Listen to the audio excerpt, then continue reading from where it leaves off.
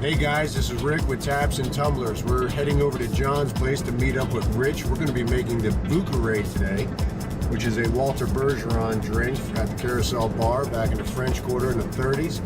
Really looking forward to it. Hope you guys are going to enjoy it, and we'll get there in a second and get this mixed up for you. All right guys, it's a beautiful morning here at John's place. Oh, here's Rich. How we doing? Getting us some cherries out this morning. Obviously knew we were coming, so he's got the setup here for the Vieux Carre. Because we're going to be doing the Vieux Carre, but as me and Rich were talking, and he was showing me some of the things about how the bar is laid out, I thought it would be interesting about how bars across America either are or should be doing their stuff. Rich? Absolutely. So the way we have it set up, we turn right behind you. We've got our service well right here. This is where most of our cocktails go out for the general public. So the way this is set up, we have our pint chiller here, so I can grab my cold glass, grab a beer on the way down, and bring everything back towards here. Our fruit is all set up right here, so it's nice and easy to garnish. Our servers can grab things really quickly. As we come down a little bit closer, we've got our rocks glasses, our warm pint glasses, and our highball glasses, our 2-ingredient cocktail glasses. Okay? Everything is very close to the service well because we want to be able to execute the drink quickly, get it out within our 2-minute mark. As we move down a little bit closer, you've got your dump sink here. Then we have our well. The well should be set up the same way, either in reverse or whichever way you feel more comfortable. We run ours left to right, so our vodka, gin, rum, triple sec, tequila, and whiskey. And as we move down, these are our cordials. We keep our juices here, our orange juice, our house-made sour mix, cranberry.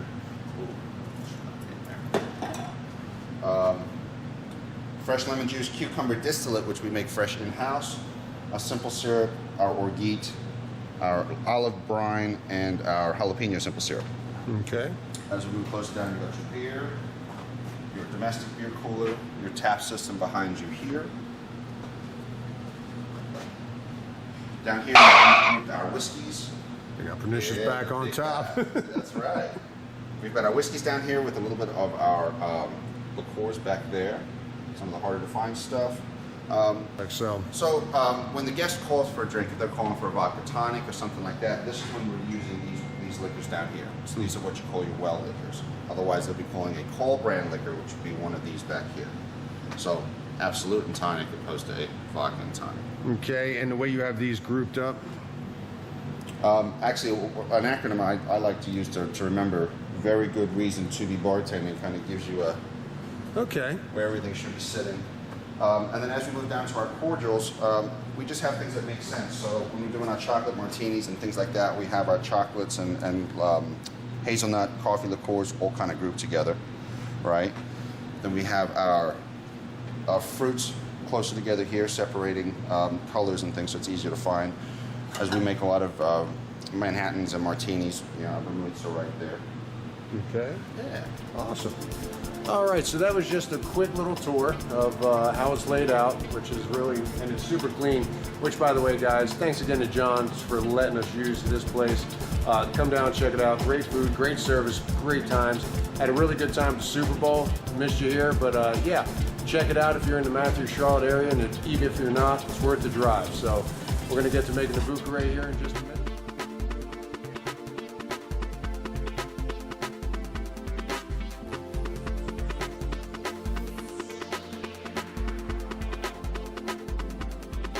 All right, Rich, so take us through the Vieux Carre. One of my absolute favorite cocktails. So at John's place, we do it just a little bit differently. All right, we're going to be using our 100 proof rye. Rittenhouse is the brand that we're using today. We're going to be using Benedictine and brandy, not just Benedictine. And we're using a Carousel Cognac instead of brandy. Okay. All right, and we'll explain in a second why and how. So the first thing we want to do is we want to start with our rye. We're going to do 1 ounce.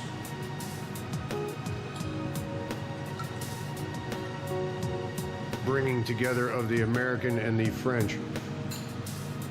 Absolutely. So rye, a little bit spicier. More common up north at the time, I believe.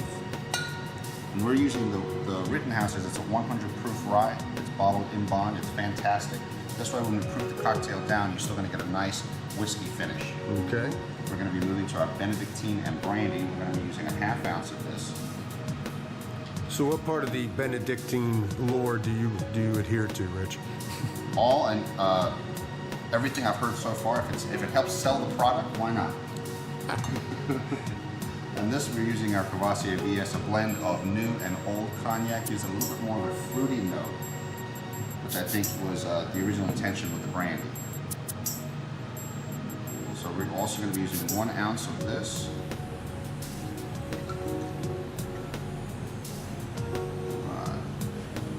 Followed by our sweet vermouth. Today we're using Martini Rossi. We're going to also use 1 ounce of that. I love the color already. We're following that with a little bit of aromatic bitters. Today we're using Angostura. 2 nice dashes of that. Then we move to our Peychaud bitters, our Rouge bitters, and we're going to go with 3 of those. It's a nice color.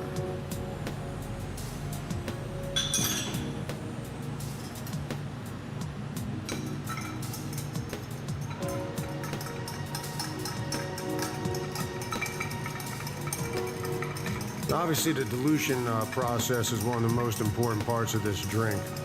Absolutely. As you saw, we're using all spirits. There's no real other mixer in there. So if we don't dilute it, it's going to be a little bit overpowering.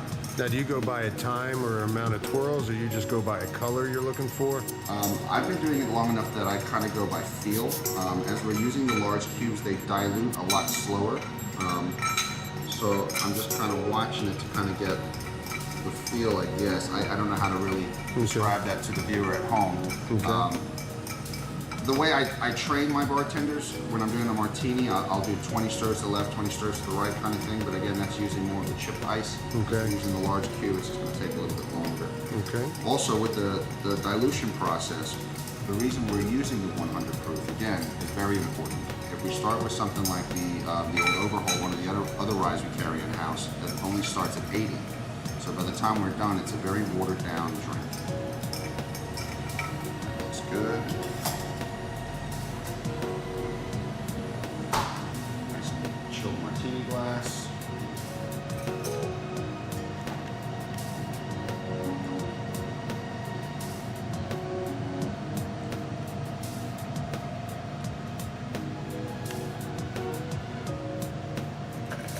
And we're going to top that off with one of our house-made cherries. Now, how do you make the house-made cherries?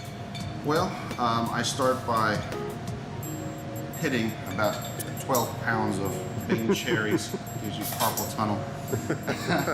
After that, we're using sherry and brandy in this, a little bit of sugar. And basically what I do is I boil this until the cherries kind of get soft enough, and then I put it in our jar, let it sit, do its magic. Awesome. They are fantastic. Awesome. We actually did a Rainier and a Bing cherry batch this year. Mind if I try that since you...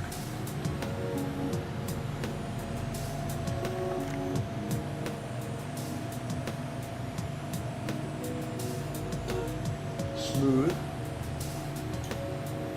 Definitely taste the bitters, but not overpowering. Definitely has the sweetness to it. Yeah, I can see how this would be an addictive drink.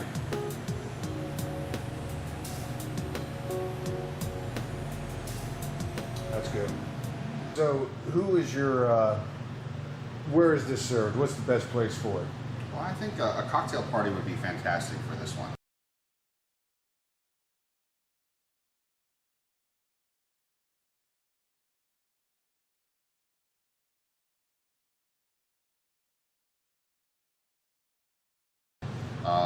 You know, I think a female palate can step up and not be overwhelmed by this cocktail. Okay. I think the recipe itself is fairly simple to follow, yet complicated enough that the group will be impressed. It does require some things that are not necessarily in the home bar, like the Peychaud bitters. But again, I think it could be one that could wow the crowd. So, this one right here, Peychaud's, the biggest difference between this and Angostura is just its taste profile. It's got a little bit more anise, and it's got a little bit of a mint flavor as well as the woody flavor. The Angostura, this one had a bad beat back in the day. People thought it was poisoning people because of the bark that was in. There's actually an Angostura bark. And while the Angostura bark is not a toxic bark, and it's not even used in this drink, it's just named because of the location that it's from, it got a bad beat because people that were selling the bark were selling inferior bark that was toxic, and it was poisoning people. So that was one of the things about the bitters. Now Rich is taking, now this one right here, kind of interesting. So as legend has it, all right, Vincelli was a monk that lived in the abbey, the Benedictine monastery.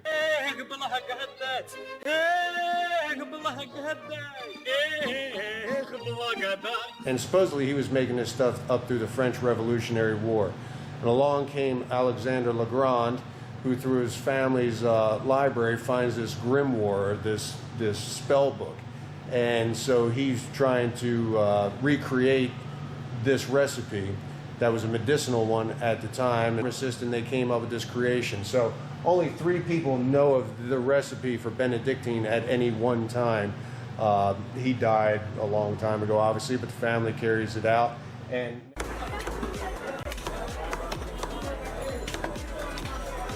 got sold to Martini and Rossi, which Martini and Rossi got sold to Bacardi. So Bacardi actually owns. Rich, can you think of anything else? It's our place, John's place. It's take on the Vieux Carre. Again, we're using the cognac instead of the brandy. A little bit more of a fruity note to it. The honey from the Benedictine, the spice from the rye. This is one of my favorite cocktails for a reason. It's fantastic. Absolutely. And once again, thanks to John for letting us use this. We come in here in the morning, we use the place. He's so gracious to allow us to do that. Oh, by the way, all right, February 10th, 7 p.m. for the tapping of our one-of-kind Old Hickory Horizon cask. And who's going to be here with that, Rich? Sarah Todd from Old Hickory Brewery will be with us. She is fantastic, a wealth of knowledge. She actually was the one that helped us come up with this. So it is a chocolate orange version of the Horizon from Old Hickory Brewery. Awesome, and we're going to try to grab her a few minutes early, have an interview with her, talk with her, and looking forward to that. So this is Rick and this is Rich. This is Taps and Tumblers. Appreciate you joining us. We'll see you later. Cheers.